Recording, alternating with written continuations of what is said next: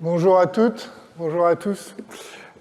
Alors nous allons continuer aujourd'hui et puis la semaine prochaine notre exploration des remèdes secrets et autres spécifiques du XVIIIe siècle. Alors je suis désolé, je sais bien que sur un sujet pareil, il faudrait faire des TP.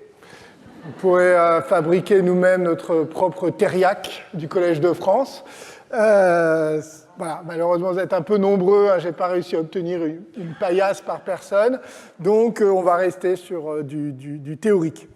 Et plus sérieusement, je voudrais commencer ce cours en remerciant chaleureusement celles et ceux qui m'écrivent chaque semaine pour me proposer des références bibliographiques, m'apporter des suggestions, des corrections, des précisions. Et il s'agit parfois de collègues que je connais depuis longtemps, parfois aussi de personnes qui suivent le cours ici dans cette salle ou à distance et qui entrent en contact par mail, parfois aussi des conversations qui s'engagent ici à la fin du cours et qui se poursuivent ensuite par courrier.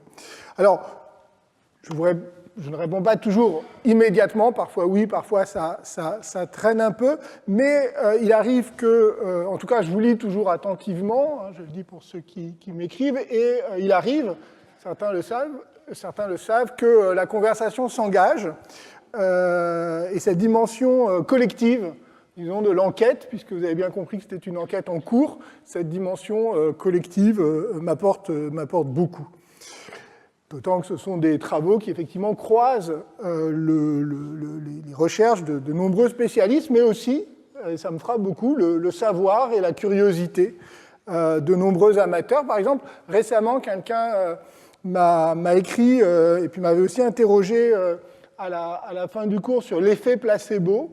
Et il se trouve qu'une collègue m'a envoyé un article très intéressant sur l'effet placebo et sa proximité avec le charlatanisme. Alors c'est une question que je n'ai pas encore traitée et que je traiterai précisément j'aborderai sans doute plutôt l'année prochaine le grand moment Mesmer et mesmérisme. Donc en tout cas tout cela m'est très utile, donc voilà. N'hésitez pas, n'abusez pas, mais n'hésitez pas. Et vous pouvez m'écrire à l'adresse lumière au pluriel @collège-2-france.fr qui est l'adresse de toute façon pour l'ensemble des activités de cette chaire à laquelle vous pouvez écrire. Et alors, parmi les personnes que je remercie tout particulièrement cette semaine, eh bien, je voudrais saluer Pauline Lemaigre-Gaffier, qui est maîtresse de conférence à l'Université de Versailles-Saint-Quentin, qui est une grande spécialiste de l'administration d'Ancien Régime, et qui a attiré mon attention sur une base de données qui répertorie plusieurs milliers même, privilèges d'industrie. Je vais vous expliquer ce que c'est. Cette base de données est le résultat d'un très vaste travail de collectif. Elle sera bientôt rendue publique, elle n'est pas encore tout à fait, donc je ne peux pas vous mettre de lien, mais elle le sera bientôt, et elle va être accompagnée d'un volume collectif qui s'appelle L'économie des grâces, et qui propose une réflexion sur la nature et le rôle des privilèges dans une perspective comparatiste européenne. Or, pourquoi est-ce que je vous raconte ça? Parce qu'il se trouve que dans cette base donc, de privilèges, on trouve de nombreux privilèges accordés pour des produits pharmaceutiques, des remèdes, donc, comme on disait au XVIIIe siècle. Alors, évidemment, j'ai un peu fouiné grâce au moteur de recherche, et figurez-vous que j'ai trouvé la mention de nombreux privilèges, et notamment du privilège accordé en 1772 à Louis Arnoux, pour les fameux sachets anti-apoplexie, ceux que j'ai déjà évoqués à 2 reprises ici. Et à mon avis, ce n'est pas terminé. Bon, on verra. En tout cas, je vous disais la semaine dernière qu'il était paradoxal que ces sachets présentés par Voltaire comme des symboles du charlatanisme, hein, je vous l'ai déjà dit, il s'en moque régulièrement, eh bien, il était paradoxal que ces sachets fussent fabriqués et vendus légalement. Pour l'affirmer qu'ils étaient vendus légalement, je m'appuyais sur des travaux anciens d'histoire de la pharmacie, mais sérieux, hein, notamment ceux de Maurice Bouvet, qui était pharmacien et historien, et qui, dans la première moitié du XXe siècle, a publié de nombreux articles sur l'histoire des remèdes secrets, en particulier il a écrit une histoire de la pharmacie, mais aussi dans beaucoup d'articles dans deux revues, qui étaient le Courrier médical et la Revue d'histoire de la pharmacie. Mais j'en ai désormais donc la confirmation de cette légalité grâce donc à la base de données et à l'aide de Pauline Lemecq-Gaffier, qui m'a fourni, et je la remercie, une copie des lettres patentes de mars 1772 par lesquelles donc le roi Louis XV octroyait un renouvellement de privilèges au sieur Arnoux. Je dis bien renouvellement, et c'est ça qui est intéressant, car l'acte, alors d'ailleurs je vous montre là quand même à quoi d'abord la référence du livre à paraître, et puis à quoi ressemble la base, donc ça m'a permis de chercher, donc de trouver cet acte. Et donc renouvellement parce que l'acte, les lettres patentes mentionnent un acte préalable qui est un arrêt du Conseil du roi, qui date de 1748 et qui déjà renouvelait lui-même une autorisation qui existait depuis 50 ans. Alors voilà le texte de 1772, tel qu'il figure dans les registres du secrétariat d'État de la Maison du Roi. Par arrêt de notre Conseil du 2 août 1748, nous avons, pour les causes contenues en celui, gardé et maintenu notre ami Louis Arnoux, épicier, grossier, droguiste à Paris, dans la possession où il était alors depuis près de 50 ans, par lui et par le feu sieur Arnoux son père, de composer, vendre et débiter seul le remède anti-apoplectique et spécifique contre l'apoplexie, connu sous le nom de sachet d'Arnoux. Et, bien informé de la vertu de ce spécifique, et voulant de plus en plus en favoriser la distribution, nous avons jugé à propos de confirmer de nouveau le dit Louis Arnoux dans le privilège de ce spécifique. Gardons et maintenons le dit Louis Arnoux dans la possession de composer, vendre et débiter seul, privilège exclusif, seul le remède anti-apoplectique et spécifique contre l'apoplexie, et l'autorisons à faire imprimer, publier et afficher partout où bon lui semblera les instructions nécessaires à l'usage de ce remède, ce, nonobstant tous édits, déclarations, arrêts et règlements à ceux contraires auxquels nous avons dérogé et dérogeons par ces présentes. Vous voyez, un peu d'histoire administrative. On est dans de la source sérieuse, c'est plus Voltaire. Mais ce qui frappe, évidemment, d'abord, c'est la façon dont la monarchie contrevient à ses propres règles. Alors que depuis le début du siècle, et je vais y revenir dans un instant, mais depuis le début du siècle, elle cherchait à réguler et à contrôler la fabrication et la vente des remèdes secrets, ici, la famille Arnoux bénéficie d'un privilège pendant près d'un siècle. C'est énorme. Les conditions sont presque exorbitantes. Privilège exclusif, sans limite de lieu ni de temps, pour la vente du produit. Reconnaissance aussi, vous l'avez vu, d'une marque, de ce qui est quasiment une marque, les sachets d'Arnoux, dont le nom est souligné dans l'acte. Autorisation, enfin, de publier ou d'afficher où bon lui semblera. Et la formule finale, nonobstant, etc., dit bien qu'il s'agit pour le pouvoir royal de déroger au droit commun, non seulement au droit des corporations, qui par exemple à Paris réservent aux apothicaires la vente des remèdes, mais aussi aux règles de police sanitaire et de contrôle des remèdes secrets que la monarchie s'est elle-même donnée. C'est d'autant plus frappant que 1772, c'est précisément l'année où la monarchie met en place une nouvelle commission chargée d'examiner et d'autoriser les remèdes secrets vendus par les empiriques. Et donc nous sommes doublement au cœur des contradictions de l'Ancien Régime. La monarchie subvertit ses propres règles par l'octroi de privilèges.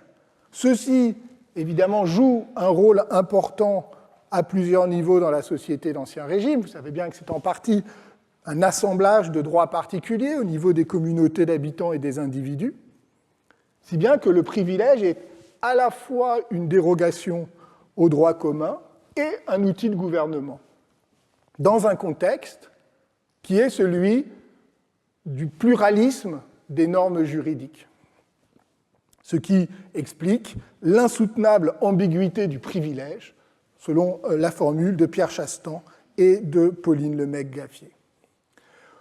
Alors plus précisément, dans ce cas ici, il s'agit de ce qu'on peut appeler un privilège d'entreprise, ce que Savary des Brulard, dans son Dictionnaire universel de commerce, définit comme ceci: permission que l'on obtient du prince ou du magistrat de fabriquer et vendre quelque marchandise ou faire quelque commerce, soit à l'exclusion des autres, soit concurremment avec eux. À l'exclusion, c'est le cas ici, c'est un privilège dit exclusif. Concurremment, c'est une simple autorisation. Et parmi ces privilèges dits qu'on peut qualifier d'entreprise, il y a un cas qui est bien connu des historiens de la culture, évidemment, qui est le privilège d'imprimerie, qui était à la fois une autorisation de publier, donc contre la censure, ou relevant, si vous voulez, de la censure préalable, et était aussi un monopole commercial, monopole d'exploitation commerciale. Et au fond, les privilèges pharmaceutiques sont un peu, il me semble, de la même nature, à la fois une autorisation dans un système où par ailleurs il y a un contrôle ou une censure, et autrement, et par ailleurs aussi un privilège commercial. Alors par conséquent, j'aurais envie de dire que ça change tout, parce que ce qu'on avait déjà un peu subodoré, c'est que Arnoux, dont Voltaire fait une sorte de figure amusante du charlatan, eh bien, il n'est pas du tout un charlatan, en tout cas au sens habituel du terme, ou du moins tel que nous l'avons rencontré jusque-là, par exemple dans les satires du début du XVIIe siècle, qui visaient des commerçants ambulants, vendant sur scène leurs remèdes, tout en amusant le public. Arnoux est un épicier droguiste qui possède une boutique rue Quincampoix et qui est pourvu d'un privilège royal. Est-ce qu'il est membre de la corporation des apothicaires? Sans doute pas. En tout cas, il n'apparaît pas du tout dans la belle thèse récente de Bérengère Pinault consacrée justement aux apothicaires parisiens au XVIIIe siècle.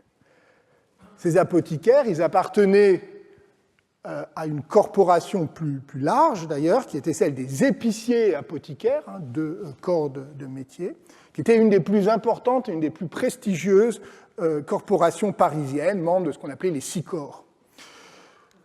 Le qualificatif qui est utilisé ici d'épicier grossier, c'est-à-dire d'épicier en gros, d'épicier grossiste, on dirait aujourd'hui, me laisse penser qu'il n'était pas membre de la communauté, de la corporation des épiciers, mais c'est à vérifier, et qu'il effectuait donc son activité en dehors du cadre corporatiste, grâce justement à ce privilège royal. Nous en verrons d'autres exemples. Par ailleurs, vous avez remarqué que l'arrêt précise à plusieurs reprises que les sachets d'Arnoux sont un spécifique. C'est-à-dire, ça veut dire quoi un spécifique? C'est un médicament qui a pour fonction, pour vertu, de guérir une maladie particulière, d'être efficace pour toute personne présentant les mêmes symptômes. Or, ce qu'il faut bien saisir, c'est que dans la médecine d'Ancien Régime, le spécifique, c'est justement le registre de ce qu'on appelle les médecins empiriques. La médecine officielle, elle, d'influence encore galénique, considérait qu'on devait adapter la réponse thérapeutique à chaque patient, puisque toute maladie était liée à un déséquilibre des humeurs ou des qualités. Et donc, pour schématiser, au fond, on avait deux systèmes. On avait d'un côté, le premier, c'est celui où un médecin, après avoir examiné un patient, recommande un traitement adapté à son cas particulier. Il fait une ordonnance et ensuite, l'apothicaire prépare le remède, souvent en présence, enfin immédiatement, selon des recettes de la pharmacopée, qui sont des recettes connues et publiques. L'autre modèle, c'est celui justement des spécifiques, des remèdes valant pour une maladie donnée, dont la recette est tenue secrète, qui sont préparés et conditionnés à l'avance, puis vendus dans des boutiques ou par des colporteurs, parfois, comme dans le cas des sachets d'Arnoux, connus par un nom, par une marque.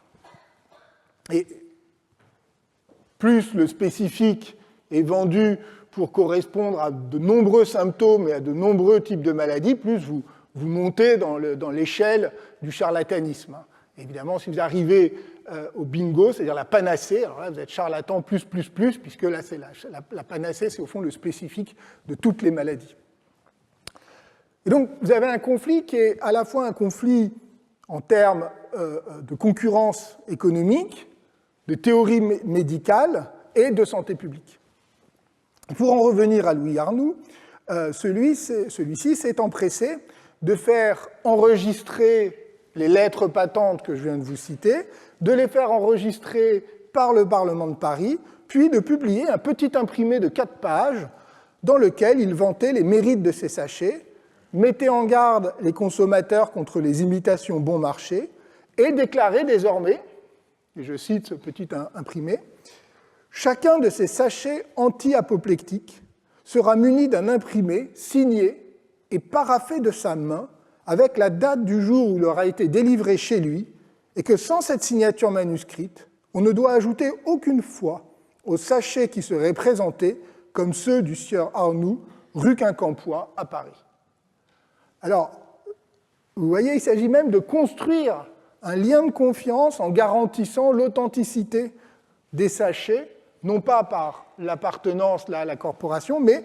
par la signature manuscrite, qui est alors un outil en plein essor au croisement du monde du droit, de l'artisanat et de l'art, comme l'ont montré plusieurs travaux récents que vous avez ici. J'ai insisté sur ce cas, mais j'aurais pu en prendre bien d'autres. J'aurais pu, par exemple, revenir sur cet Orvietan dont on a beaucoup parlé la semaine dernière, car d'ailleurs, dans la base, privilèges, eh bien, on trouve plusieurs privilèges pour l'Orvietan, mais ils étaient en réalité beaucoup plus nombreux. L'historien Pierre Baron, historien de la pharmacie, de la dentisterie, a relevé plus de 200 brevets pour la vente d'Orvietan entre 1762 et 1782, accordés à des chirurgiens, à des opérateurs, à des dentistes, à des herboristes, à une sage-femme et même une fois à un aubergiste. Ces exemples et bien d'autres suggèrent, et c'est là que je veux en venir évidemment, suggèrent qu'il convient de réviser l'historiographie classique de la lutte contre les charlatans et les empiriques au XVIIIe siècle. J'ai commencé cette séance par le privilège du sieur Arnoux, mais j'aurais pu aussi bien commencer en vous racontant une belle histoire. Celle-ci est la suivante. Au XVIe et au XVIIe siècle, les médecins étaient peu nombreux, peu efficaces, souvent très conservateurs, et à côté de cette médecine officielle, celle de la faculté et des corporations, il existait un autre univers, celui des guérisseurs et des empiriques, qui soignaient la grande majorité de la population, mais qui pouvaient aussi profiter de la crédulité du public pour s'enrichir.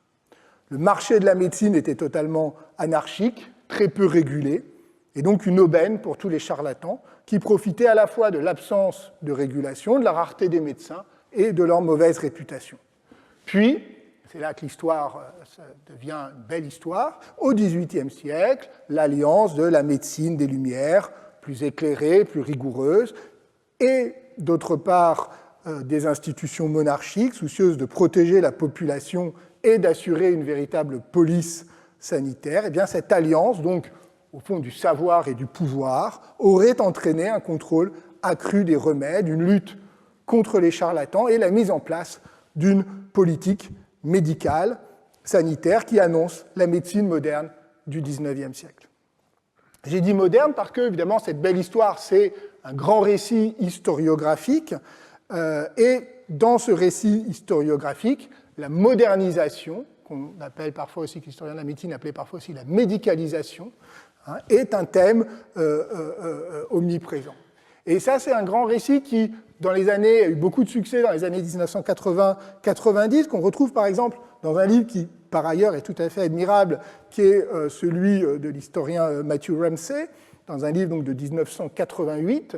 Et je dis admirable parce que je précise que les travaux de Ramsay, je vais d'ailleurs en utiliser un autre tout à l'heure, mais sont extrêmement précieux, c'est des travaux importants, mais ce qui est frappant, c'est qu'on y trouve vraiment ce récit de deux mondes séparés d'une part, médecine officielle et puis monde des charlatans, et puis de la modernisation à la toute fin du XVIIIe siècle. Et ce modèle de l'affrontement entre deux blocs étanches et de l'inexorable modernisation, eh bien, c'est aussi, par exemple, un modèle qu'on trouve dans chez un autre historien dont je reparlerai, qui s'appelait Tony Gelfand. Et ce modèle était, vous le voyez bien, compatible avec celui dont j'avais parlé la semaine dernière de Roy Porter autour du marché de la médecine. C'est justement parce qu'il y a au XVIIe, XVIIIe siècle un marché libre et, on pourrait presque dire, anarchique, que ce monde des charlatans pouvait prospérer. Et au fond, cet effort de modernisation qui permet de passer de ce monde-là à celui de la médecine et de la science moderne et des 19e et 20e siècles, eh bien, cet effort, dans ce grand récit, cet effort, il a une date de début. Il aurait commencé à la fin du XVIIIe siècle, avec la création de la Société royale de médecine en 1778, sous l'impulsion du médecin Félix Vic d'Azir. La France, là, joue son rôle normal de pays des Lumières et de la bureaucratie. Donc, s'il y a un endroit où l'alliance de la science éclairée et de la politique de modernisation doit avoir lieu, c'était bien là. Et donc, cette lutte de la science des Lumières contre les remèdes secrets, le charlatanisme, notamment sous l'égide de Vic d'Azir, eh bien, je vais en parler plus longuement dans un petit quart d'heure. Mais auparavant, je voudrais élargir un peu la focale géographique, puisque pas rester uniquement sur le domaine français. Car la multiplication des privilèges et des autorisations officielles accordées à des empiriques pour fabriquer et vendre leurs spécifiques n'est pas du tout une particularité française dans l'Europe du XVIIIe siècle, bien au contraire. Bien au contraire, comme je vous l'ai dit à plusieurs reprises, le travail le plus complet sur ce plan est celui de David Gentile-Corré, qui a constitué une base de plus de 1500 licences accordées à des charlatans autorisés à exercer au XVIIe et XVIIIe siècle dans plusieurs territoires italiens. Alors dans certaines villes, comme à Sienne ou à Turin, le rythme des autorisations faiblit au XVIIIe siècle, mais en revanche, à Venise ou à Vérone, le flux de nouvelles licences se maintient au XVIIIe siècle et parfois même augmente. Donc cette situation qui donne un statut légal aux charlatans, il brouille, vous le voyez bien, et je l'avais dit déjà la dernière fois, brouille la distinction entre des professions médicales légitimes, liées aux universités, aux corporations, et une pénombre médicale agissant dans l'illégalité. Et on peut observer cette incertitude, cette indécision des statuts sociaux et de l'autorité savante à l'échelle locale. Et c'est ce qu'a fait par exemple Sabrina Minuzzi dans son travail sur les remèdes secrets à Venise. Et elle s'est intéressée en particulier au cas de Felice Scuterio, qui est en 1720 accusé à Venise de charlatanisme. Et il est sanctionné d'une amende pour avoir donné sans autorisation des pilules pour soigner à une jeune fille. En réalité, Scuterio, c'est l'argument et c'est la démonstration très rigoureuse de Sabrina Minuzzi, Scuterio n'a rien d'un charlatan. Surtout au sens où on l'entend à Venise, c'est-à-dire pour désigner des troupes de saltimbanques et de vendeurs de remèdes. Scuterio est originaire de Trente, il vient d'une famille respectable de notaires, il s'est installé à Venise au début des années 1710, il fabrique des baumes et des pommades en s'appuyant sur des expériences et toute une série d'observations qu'il note scrupuleusement dans un grand livre manuscrit. Et il a obtenu une autorisation officielle pour vendre ses remèdes sur la place Saint-Marc à certaines périodes de l'année. Alors, il est vrai que cette autorisation, elle désignait un certain nombre de produits qu'il avait le droit de vendre, et elle ne couvrait pas les pilules en question qu'il a distribuées à cette jeune fille, enfin cet enfant en réalité, elle avait 9 ans. Alors, dès 1721, donc l'année après cette accusation, il va rectifier le tir, demander cette autorisation élargie qu'il obtient et publier plusieurs textes pour se justifier et défendre sa réputation. Et de fait, comme l'a montré Minuzzi aussi dans un autre livre, il existait bien à Venise un système officiel de licence permettant de vendre des remèdes avec une double procédure. L'une qui était destinée justement aux véritables charlatani, les saltimbanques, ceux que Gentilecore a étudiés, mais aussi il y avait une autre procédure qui était plus souple, qui était pour les membres de la communauté vénitienne. Donc non pas pour ces voyageurs venus qui travaillaient, qui circulaient en Italie, mais là c'était des membres de la communauté qui pouvaient être des médecins, chirurgiens, barbiers, apothicaires, donc pour eux c'était évident, mais aussi pour ceux qu'on appelait des particuliers, des particolari. Et ces particolari, c'était la catégorie officielle, des particuliers qui n'étaient pas des charlatans, qui n'étaient pas non plus des apothicaires ou des médecins officiels, mais qui avaient des licences qui leur permettaient de vendre des remèdes secrets de leur fabrication, après être passés devant donc une commission. Et ces particolari, ils représentaient 40% des licences au XVIe siècle, 60% au XVIIe siècle et encore 40% au XVIIIe siècle. Donc ce n'est pas du tout mineur. C'est un phénomène tout à fait important qui vient complètement troubler notre représentation très binaire du monde de la médecine d'Ancien Régime. Et donc, vous l'avez compris, c'est bien à cette catégorie des particolari que Scuterio appartenait. Ces livres, comme les imprimés accompagnant ces remèdes, montrent d'ailleurs sa volonté d'affirmer son savoir sur un mode qui était plutôt plus didactique que charlatanesque. Il ne cherche pas tant que ça à vanter de manière excessive ces remèdes, mais plutôt à mettre en valeur leur utilité. Par exemple, un de ces remèdes les plus connus était un vermicide qu'il avait et donc il avait publié un livre, des réflexions. Alors certes, Spavento aussi effrayante, terrifiante sur les vers et les dangers des vers, mais enfin, c'est un petit livret qui fait un peu le point sur les savoirs autour des vers et sur les effets de son vermifuge. Et puis, aussi, vous voyez un imprimé où il vante son baume merveilleux contre les brûlures, mais toujours, qu'on regarde dans le détail, sur un ton qui est plutôt un ton pédagogique. Par ailleurs, Scuterio n'était pas un solitaire.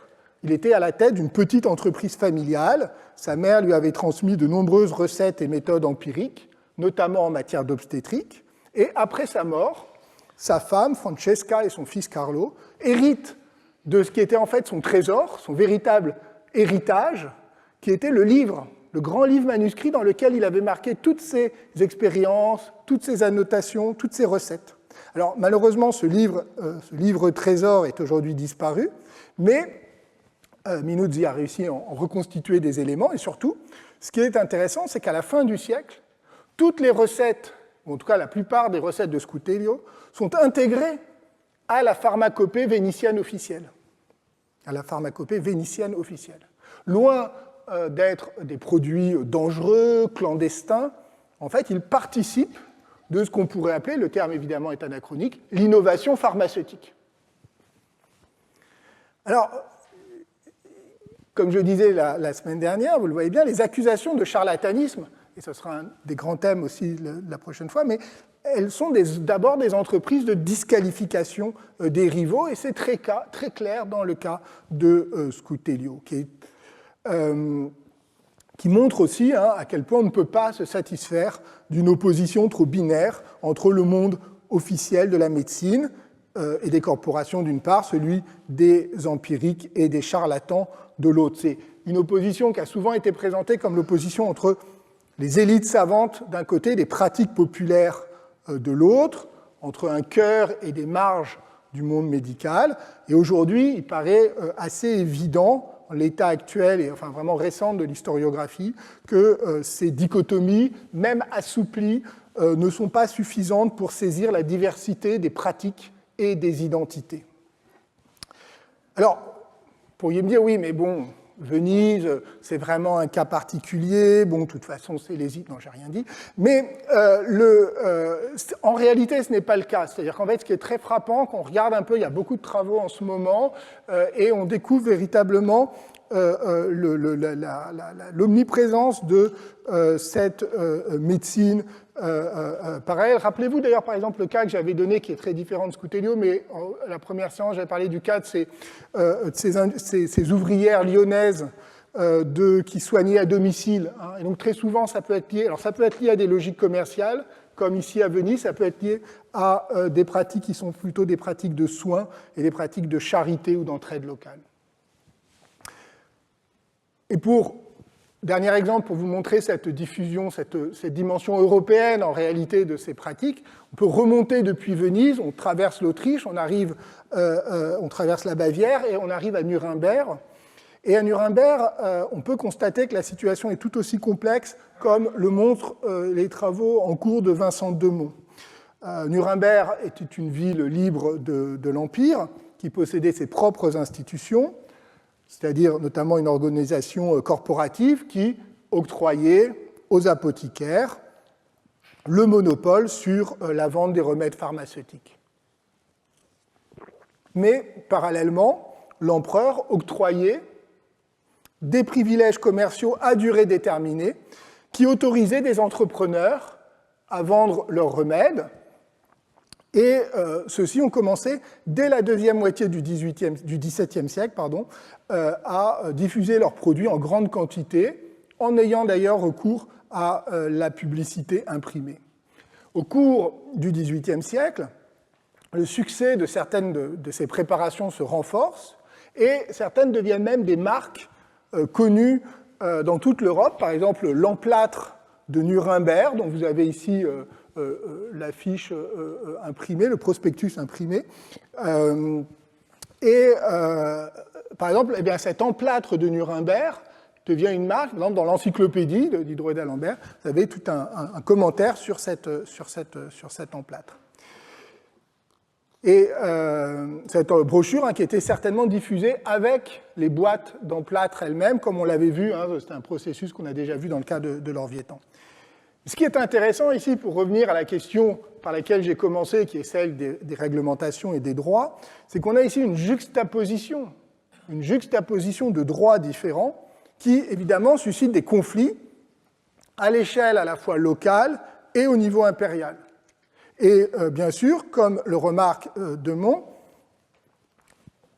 il ne peut pas être question de renvoyer tout simplement les producteurs de remèdes, comme ceux qui produisent cet emplâtre, à une sorte de marginalité, puisque, évidemment, ce sont plutôt des entrepreneurs bénéficiant d'un privilège de l'empereur, et qui sont donc au moins aussi puissants et légitimes que les apothicaires de Nuremberg. Si bien que l'opposition entre les savoirs certifiés des apothicaires et l'ignorance des empiriques, ici encore, est très largement inopérante. Alors, vous voyez que cette approche un peu juridique et commerciale par les privilèges, elle a l'intérêt de déplacer le regard sur les empiriques, qui ne sont plus des charlatans ambulants ou des guérisseurs de village, mais des entrepreneurs intégrés à l'économie mercantiliste, alors en plein essor, et qui agissent parfois à l'échelle européenne, ce qui ne les empêchait pas d'être eux-mêmes attaqués par leurs concurrents ou critiqués et dénoncés par les médecins. C'est ce que nous verrons, je vous donnerai la semaine prochaine un exemple très frappant. Devenir un entrepreneur en remèdes pharmaceutiques n'était d'ailleurs pas donné à tout le monde. Avant que le succès ne soit au rendez-vous, la frontière était souvent floue entre l'empirique soupçonné de charlatanisme et l'inventeur d'un médicament salutaire. Et c'est très frappant, c'est que dans la deuxième moitié du XVIIIe siècle, les candidats au succès, ceux qui voulaient au fond devenir des entrepreneurs en médicaments et en remèdes, avaient très largement abandonné le mélange de fantaisie théâtrale et burlesque qui était celle au XVIIe siècle, on l'a vu, de Tabarin ou de Contucci. Et au contraire, ils empruntent le langage rationnel des Lumières. Il parle d'utilité, de progrès de la science, et il multiplie les témoignages en leur faveur, les attestations de guérison. Je prends un exemple tout à fait méconnu, c'est le lémitocorton. Je pense que vous n'en avez jamais entendu parler, c'est tout à fait normal. Il est le produit, si on veut, de Dimos Stéphanopoli, qui est un médecin grec originaire de Corse, qui a grandi en Corse, près d'Ajaccio, qui a découvert ou redécouvert les bienfaits d'une mousse qu'on trouve sur le rivage, appelée mousse de Corse. Bon, en réalité, c'est une algue, mais il commence à la ramasser, il prépare un petit remède vermifuge qu'il utilise avec succès en tant que médecin militaire du Royal Corse. Puis il vient sur le continent, il s'installe d'abord à Avignon, il commence à commercialiser son remède sous le nom de lémitocorton. Puis en 1778, il publie, je vous ai mis quelques extraits ici, de ce mémoire sur 29 pages quand même. Donc là, on n'est pas dans le petit imprimé ou l'affiche purement publicitaire. Je reparlerai de ces questions des affiches la semaine prochaine, mais là, on a vraiment un mémoire qui contient l'explication du nom, le récit de la découverte, un éloge évidemment du remède, mais sur un ton savant et posé, un mode d'emploi, et enfin une longue liste de certificats et de lettres rédigés par des médecins, des officiers, des notables, l'approbation du Conseil supérieur de l'île de Corse, etc.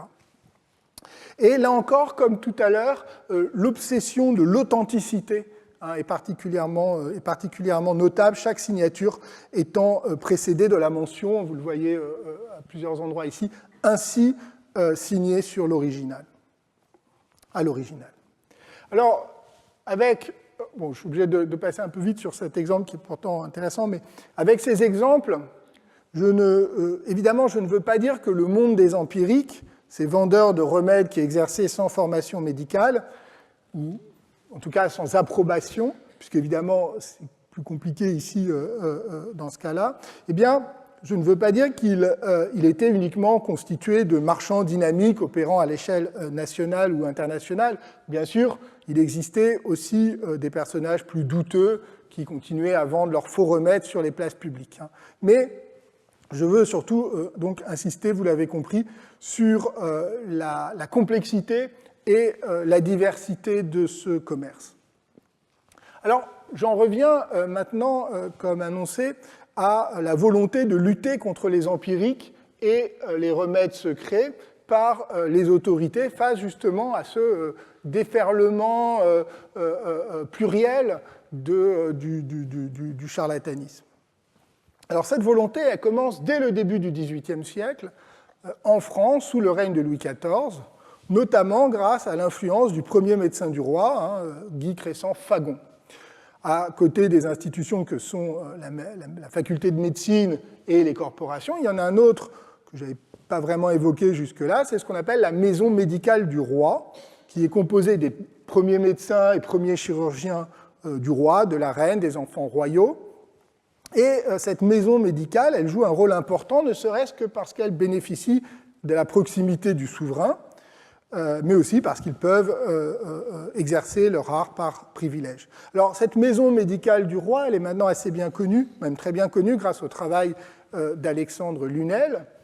Et en 1707, l'édit de Marly a essayé d'unifier l'enseignement médical dans tout le royaume, donc en luttant contre l'exercice illégal, et cet édit de Marly est le résultat justement de l'influence et du rôle très important de Fagon. L'édit affirme « l'attention que nous avons toujours eue pour ce qui peut contribuer à la conservation et au bien de nos sujets nous a souvent engagés à employer notre autorité pour empêcher que des personnes sans titre et sans capacité ne continuassent d'exercer la médecine. » Vous voyez, c'est lutte contre le charlatanisme, mais les effets sont très faible, d'autant que le pouvoir royal, notamment via Fagon lui-même, continue à accorder de façon assez libérale des brevets autorisant des empiriques à commercialiser leurs propres remèdes. Si bien qu'en 1728, une commission est créée chargée tout spécifiquement de vérifier l'ensemble des permissions accordées aux remèdes secrets. C'est à nouveau un échec, malgré un nouvel effort en 1739, 1731. Et le premier médecin lui-même écrit au roi alors cette fois c'est plus Fagon, c'est Pierre Chirac, et il écrit que très peu de titulaires de brevets se sont présentés, la plus grande partie, écrit-il, ayant voulu soumettre leur remède et la conduite à un nouvel examen. Alors on voit bien la difficulté, le pouvoir royal crée une commission des remèdes secrets, mais le roi accorde des privilèges en contradiction, et cette multiplication des autorités, mais surtout les contradictions propres au pouvoir monarchique, qui autorise d'une main ce qu'il entend réguler de l'autre, rend les choses inopérantes. 40 ans plus tard, en 1772, une nouvelle commission est mise en place, qui a toujours en charge les remèdes secrets, mais aussi les eaux minérales. Puis une nouvelle commission à nouveau en 1776, pour lutter contre les épidémies, sous l'impulsion, donc, je le citais tout à l'heure, d'un jeune médecin prometteur, Félix Vic d'Azir, qui est auréolé d'un premier succès, puisqu'il vient de mener une grande enquête sur les épizooties, ces épidémies touchant le bétail, à la demande de Turgot.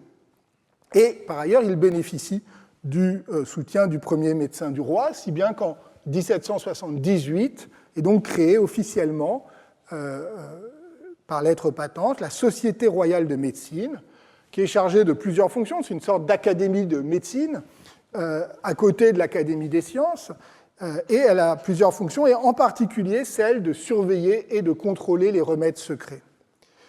Alors, d'emblée, cette société, vous vous en doutez bien, est soumise à la critique de la faculté de médecine, puisqu'au fond, elle se trouve entre l'Académie des sciences, donc elle est aussi une académie, mais elle est surtout... Évidemment, elle semble s'attaquer aux privilèges de régulation de la faculté de médecine, et l'histoire de la rivalité entre les deux institutions a été souvent faite, souvent racontée, en général d'ailleurs sous l'angle de l'affrontement entre une institution conservatrice, la faculté de médecine, et l'institution modernisatrice et éclairée que serait la Société royale de médecine. Il y a des travaux qui nuancent ça. Bon, je ne développe pas aujourd'hui. Je voudrais m'intéresser plutôt, dans le temps qui me reste, au travail mené par la commission de 1772 et surtout par la Société royale de médecine à propos des remèdes secrets. Ce travail, il a fait l'objet de plusieurs recherches, notamment de la thèse de Caroline Hanaway, soutenue en 1974, des travaux de Matthew Ramsay, que j'ai évoqué tout à l'heure, je vous mets quelques références ici, de la thèse de Pascal Gramin, ainsi que d'autres travaux qui abordent la SRM. Et je m'appuie aussi sur une étude directe des archives de la Société royale de médecine, qui sont aujourd'hui conservées à l'Académie de médecine, rue Bonaparte, et j'en profite pour remercier François Léger, le conservateur en chef de la bibliothèque. Ce qui ressort d'abord de ces archives, c'est l'effort considérable déployé grâce à une forte synergie entre le travail de la Société royale d'une part et la lieutenance de police, à l'époque c'est Lenoir, le lieutenant général de police, qui vont vraiment travailler ensemble. Et donc en 1778, un inspecteur de police, l'inspecteur Patet, est chargé de la police des empiriques. Son rôle consiste à dresser des listes de vendeurs de remèdes secrets et à les convoquer en les sommant de présenter la recette de leur remède à la Société royale pour évaluation. Donc, on a un double dispositif. Le dispositif ancien, c'est-à-dire qu'il y a un édit qui dit « si vous voulez continuer à vendre, vous devez venir présenter vos remèdes », mais il y a un deuxième dispositif qui est cette fois la contrainte policière, qui est jugée un peu plus intimidante, et de fait, on a dans les archives de la Société royale de médecine les courriers, les formulaires envoyés par Patet à des empiriques pour les convoquer, des convocations officielles pour venir présenter leurs remèdes. Alors, double procédure, mais qui n'est pas totalement, enfin qui était relativement efficace, mais pas totalement, puisque Patet a dressé des listes d'empiriques qui refusent de présenter leurs remèdes. Par exemple, un dénommé Molinier, qui vend des baumes contre les rhumatismes et un élixir pour la colique, et aucun des deux n'a jamais été autorisé par les autorités. Or, remarque l'inspecteur, je cite, « il ne paraît pas disposé à soumettre ces remèdes à la Société royale de médecine ». Et tout le monde n'est pas effrayé par la lieutenant générale de police et par les édits de la monarchie. Plus direct, ou peut-être plus insolent, on trouve le sieur Delarbre, qui vend une pommade à base de plantes médicinales, destinée à, je cite, guérir les cancers, ulcères, scorbut, gangrènes et humeurs froides. Vous voyez qu'on est dans le spécifique large, on va dire. Et Pathé a noté dans la marge, refuse tout net de donner sa recette. Alors j'aime beaucoup le tout net. Alors d'autres, à l'inverse, jouent le jeu, présentent non seulement leurs remèdes, mais aussi des brevets antérieurs, voire des attestations en faveur de leurs remèdes. Souvent, il s'agit d'avis favorables, rédigés par des médecins et des notables, on l'a vu dans le cas du lémitocorton, mais parfois, les plus humbles de ces empiriques, ceux qui opèrent essentiellement à l'échelle du quartier, fournissent des attestations de guérison rédigées et signées par des patients ordinaires. Ainsi, par exemple, le sieur van der Weken, qui produit un onguent, qui vend un onguent qui soigne les corps aux pieds, présente toute une série de petits certificats rédigés sur des bouts de papier, enfin des morceaux de papier, que vous voyez ici, qui sont assez émouvants, je trouve, parce qu'ils racontent quelque chose d'une économie populaire du soin à Paris, peut-être de la sincérité aussi de ces petits, de ces marchands de remèdes et de l'aide qu'ils apportent à la population. Alors par exemple, ici en bas, à gauche, là-bas, on a un certain Martignon qui témoigne avoir été guéri de 2 corps au pied gauche par l'onguent de van der Weken. Ici, c'est en haut à droite, c'est Marie-Élisabeth Saunier, fille de la veuve Saunier, qui ne pouvait plus marcher et qui certifie avoir été guérie par ce même onguent. Et en bas à droite, il y a même un certificat en anglais. Donc, voilà. Et c'est une petite ouverture qui ne passe pas cette fois par les dénonciations. La semaine prochaine, on commencera avec Tissot et les dénonciations un peu tonitruantes, justement, de ces charlatans populaires. Et là, on voit autre chose. J'aimerais bien qu'on retienne ça. Enfin, moi, je trouve ça assez touchant, tout d'un coup, ce rapport fragile, mais entre une population et des gens qui les soignent. Alors, je dis émouvant peut-être pour nous, mais autant vous dire que ce genre d'attestation sans qualité n'avait absolument aucun effet sur les membres de la Société royale de médecine. Peut-être même les trouvait-il d'ailleurs vaguement inquiétants, parce qu'ils témoignaient de la confiance que la population faisait à ces traitements douteux. L'ensemble des dossiers qu'on trouve à la Société royale de médecine donne à voir tout un monde de petits fabricants, de vendeurs de remèdes, de vendeurs de cosmétiques aussi les plus variés. Et Pathé est d'ailleurs effrayé de la masse de travail à effectuer, puisque, dit-il à Lenoir dans un courrier, il dit « mais on a déjà une liste de 1476 empiriques, 1476 vendeurs de remèdes connus et identifiés par la police parisienne, consignés dans 3 registres, et qu'il faudrait commencer par mettre à jour. À son avis, dit-il, la moitié de ces empiriques ne sont plus en activité ou ont quitté Paris, mais, depuis 15 ans, dit-il, mais ils ont été remplacés par d'autres qui sont ignorés de la police. Et cette mise à jour de la surveillance, c'est évidemment un très gros travail. Pathé, qui est seul pour le faire, fait ce que fait tout travailleur consciencieux dans ces cas-là. Eh bien, il écrit à Lenoir pour demander une petite augmentation, quelques secours en argent. Et j'aime bien ce que dans la marge de son courrier, Lenoir a écrit « Je verrai cela ». C'est pas très encourageant.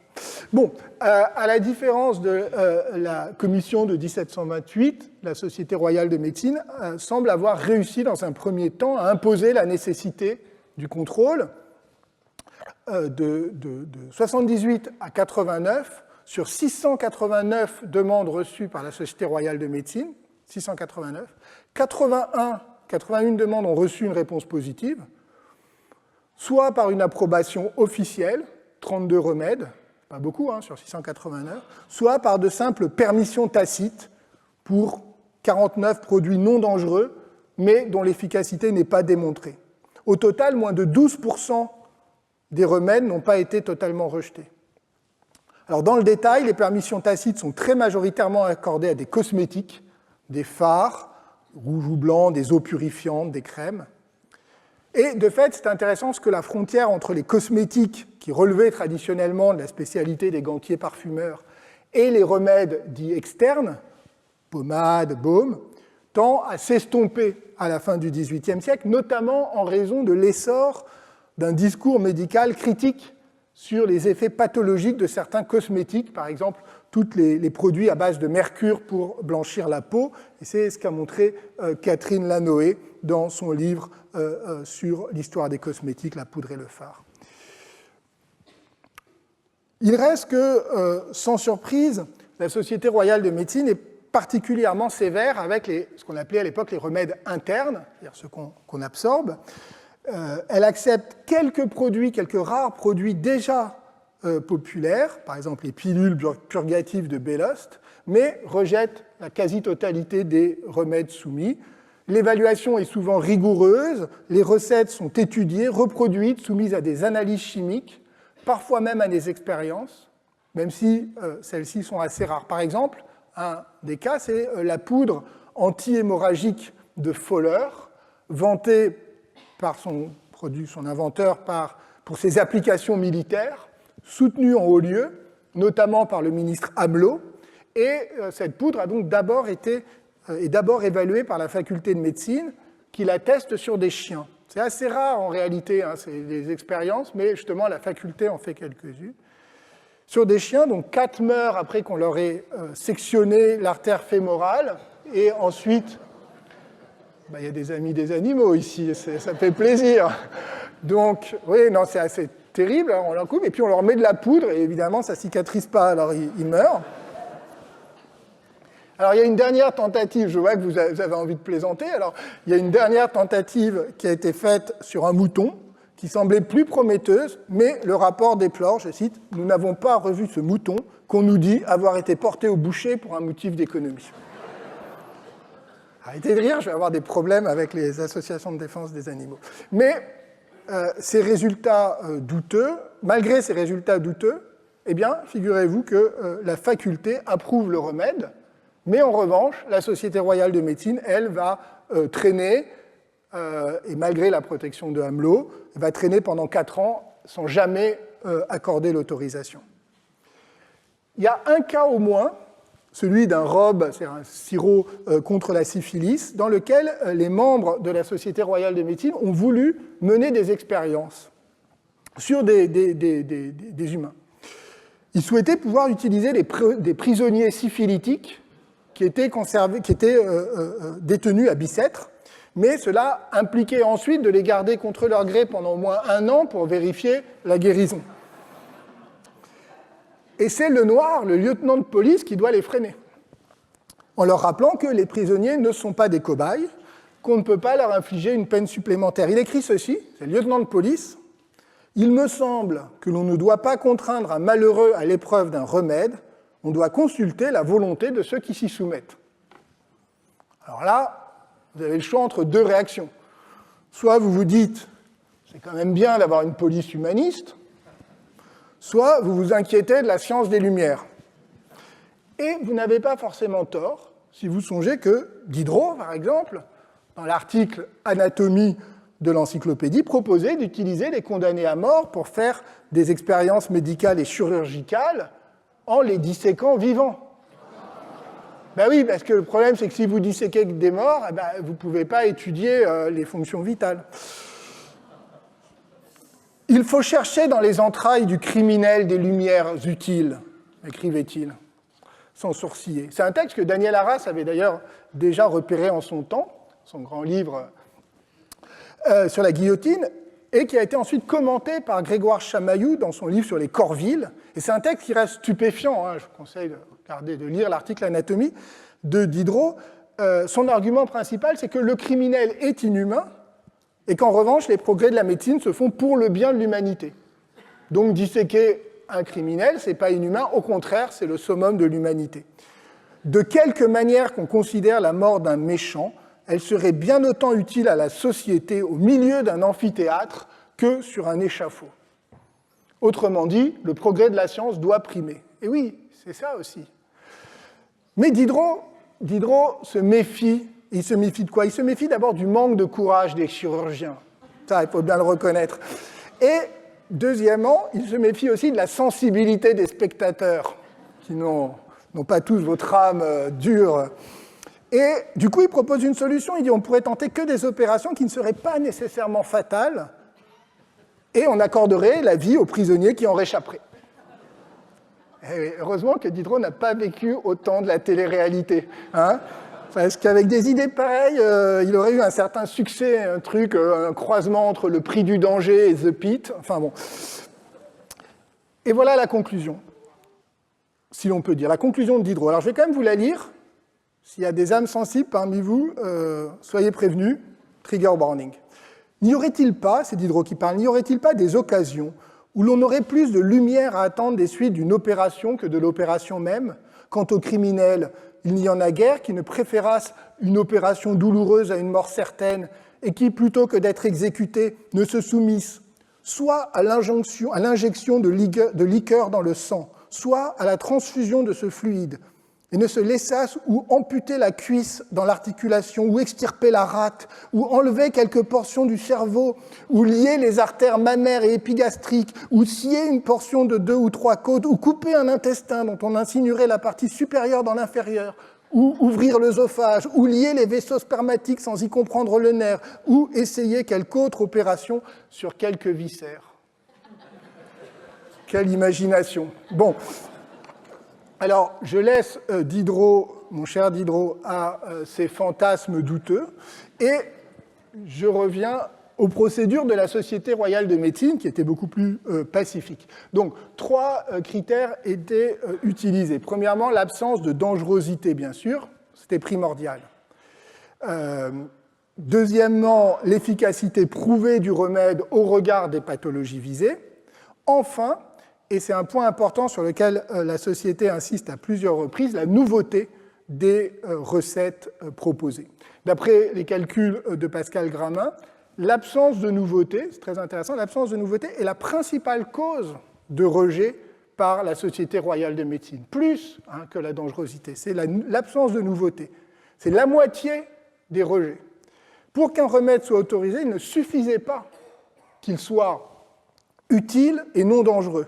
Il fallait qu'il soit différent des nombreux remèdes déjà présents dans les pharmacopées. Alors pourquoi c'est très intéressant? Parce qu'on voit ici que la logique n'est plus celle de la police et du bien public, mais une logique de l'innovation technique, de la marque propriétaire, presque de la propriété intellectuelle. Une fois la décision prise, elle était enregistrée, mentionnée aux intéressés, mais comment s'assurer que ceux-ci en tiennent compte? Bien sûr, ceux qui avaient été approuvés utilisaient immédiatement cette approbation comme argument publicitaire. J'ai oublié de vous mettre voilà, la référence du livre de Chamaillou.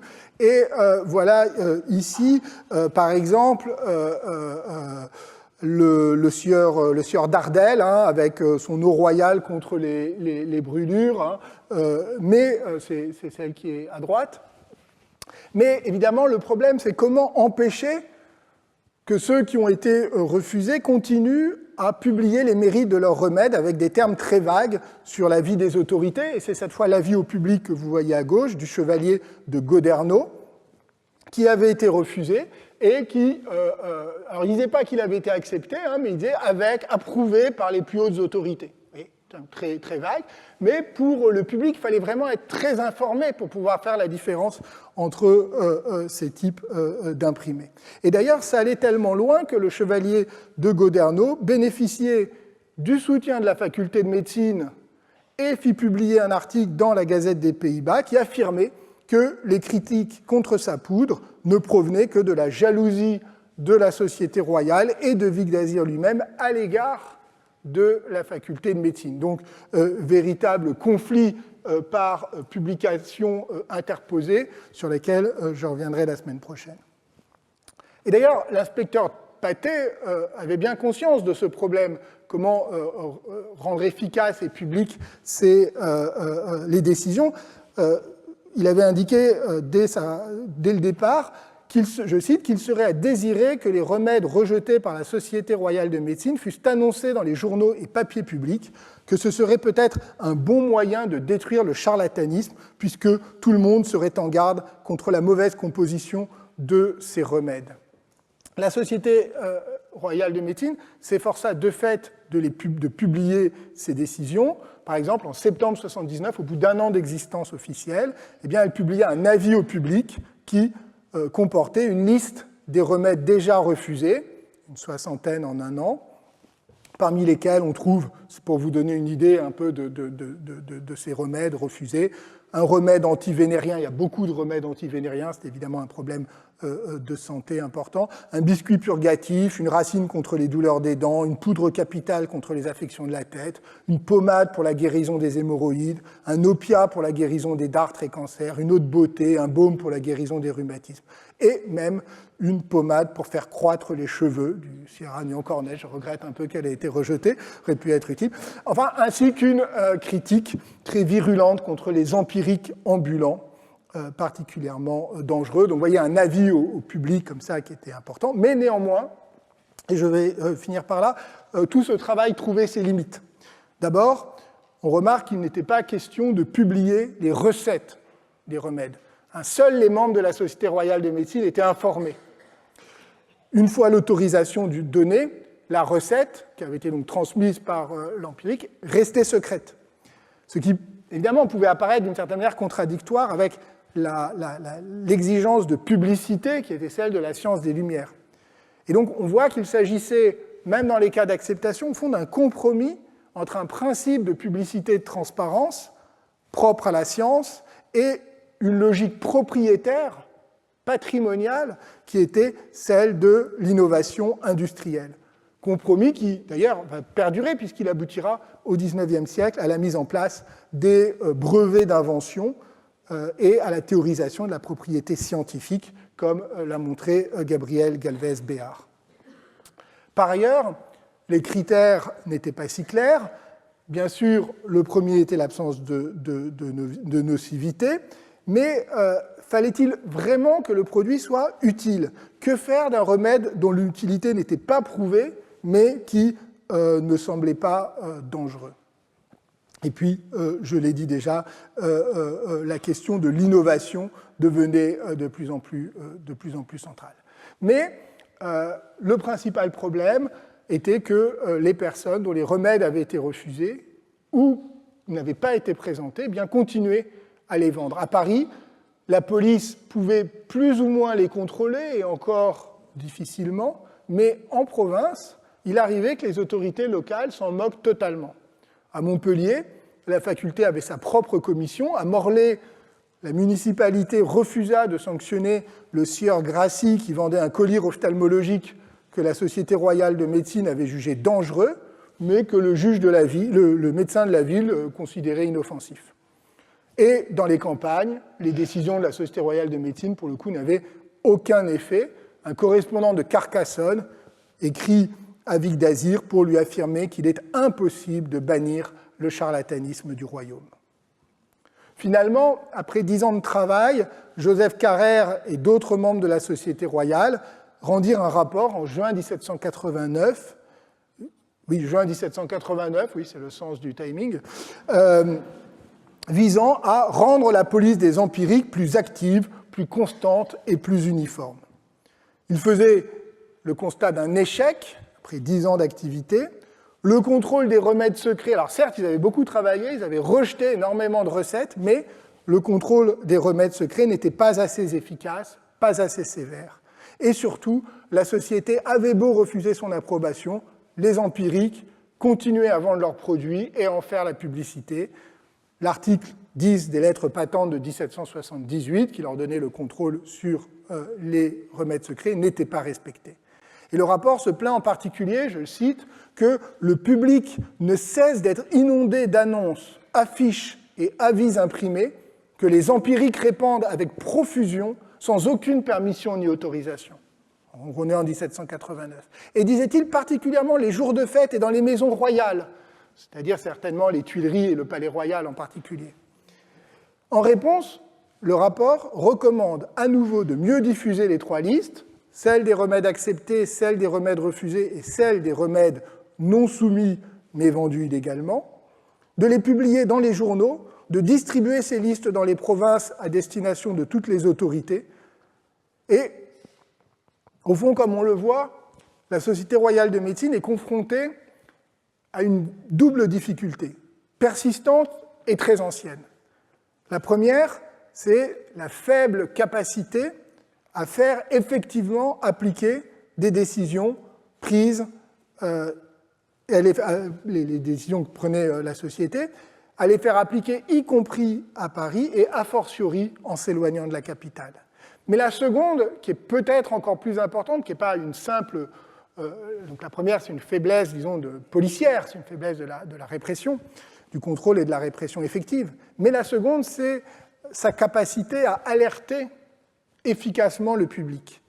Et donc le combat se déplace de la question de l'évaluation scientifique, qui a été le grand travail de la société, de la question de la répression ou du contrôle policier, vers une autre question qui est celle des médias et de l'information. Or, sur ce terrain, les empiriques, pour ne pas dire les charlatans, avaient évidemment un temps d'avance. Les archives de la Société royale de médecine comportent de très nombreux imprimés qui circulaient ou qui étaient affichés et qui vantaient les remèdes, les mérites des remèdes, alors même qu'ils avaient été rejetés. Je vous en ai donné un exemple tout à l'heure, mais il y en a énormément, souvent aussi parce que les correspondants les envoyaient à la Société royale de médecine pour les alerter. Comment le public pouvait-il faire la différence ? Eh bien, c'est ce que nous essayerons de comprendre mercredi prochain. Merci beaucoup.